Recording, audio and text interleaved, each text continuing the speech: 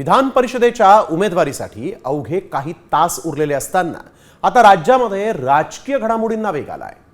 आणि अशातच आता बच्चू कडू शिंदे सेनेच्या वाटेवर आहेत। मात्र बच्चू कडू प्रहारच्या विलीनीकरणाची तयारी का करतायत, त्याच्या पक्ष विलीनीकरणामागे नेमकी कारणं काय आहेत, पाहूया या स्पेशल रिपोर्टमधून। बच्चू कडूंना का हवे विलीनीकरण? विधान परिषदेसाठी बच्चू कडूंची फिल्डिंग। शिंदे सेना कडूंना आमदारकी देणार का?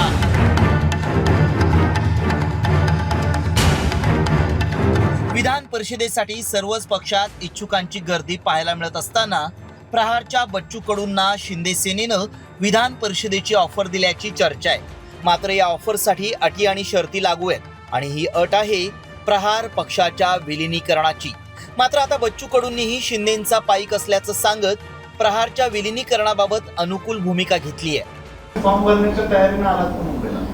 नाही, फॉर्म भरायला काही जास्त वेळ लागत नाही। आता 6 महिने 1 वर्ष अगोदर आपण भरलाच होतं, ते कागदपत्र बॅगीतच असतं।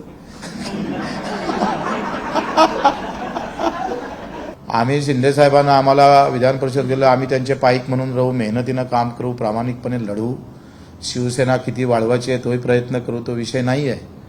त्याच्यापेक्षा महत्त्वाचा विषय आहे की आम्ही जेवढं मायबापाने मानतो तेवढंच आम्ही दिव्यांग आणि शेतकरी मजुरांना मानतो। मी शिवसैनिकच होतो जुना, शिवसेनेच्या बंडखोरीतून प्रहार बच्चू कडू एकमात्र महाराष्ट्रात असा कार्यकर्ता दिसन का शिवसेनेतून गेल्यानंतर दुसऱ्या पक्षात गेला आणि 25 वर्ष सतत लढत गेला।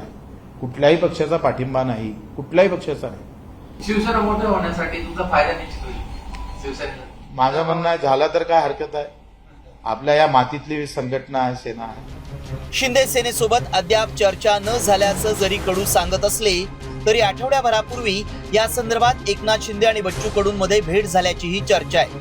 तर दुसरीकडे बच्चू कडूंच्या पक्ष विलीनीकरणाच्या चर्चेत मंत्री उदय सामंतांनीही पुढाकार घेतल्याचं पाहायला मिळतंय। खुद्द बच्चू कडूंनी सामंतांशी फोनवर चर्चा झाल्याची माहिती दिली आहे। त्यावर बोलताना सामंत नेमकं काय म्हणाले ऐका। त्यांची आणि माझी फोनवर चर्चा झाली। मी काय सांगतो की माननीय बच्चूभाऊ कडू हे माझे मित्र आहेत, विधिमंडळात त्यांनी अनेक वर्ष आम्ही एकत्र काम केलेलं आहे, त्याच्या मित्र म्हणून नुसत्या चर्चा होतात, परंतु ती चर्चा ही आमच्या दोघांमधलीच होती। ती चर्चा शिंदे साहेबांबरोबर जर झाली असती तर ठीक आहे, पण ती शिंदे साहेबांबरोबर चर्चा झालेली नाही। आणि मी सुरुवातीलाच सांगितलं की एकनाथ शिंदे साहेब राज्यसभा, विधान परिषद, विधानसभेची उमेदवारी हे सगळे निर्णय माननीय शिंदे साहेब घेत असतात आणि शिंदे साहेब जो निर्णय विधान परिषदेच्या 2 जागांचा घेतील तो आम्हाला मान्य असेल। मात्र पक्षप्रवेशाच्या चर्चेदरम्यान बच्चू कडू प्रहार पक्ष शिंदे सेनेत का विलीन करतायत पाहूया। 2024च्या विधानसभेच्या निवडणुकीत कडूंनी राज्यात 32 उमेदवार रिंगणात उतरवले, मात्र एकही उमेदवार निवडून आला नाही। सर्वात महत्त्वाचं म्हणजे स्वतःच्या अचलपूर मतदारसंघातून बच्चू कडूंचाच पराभव झाला।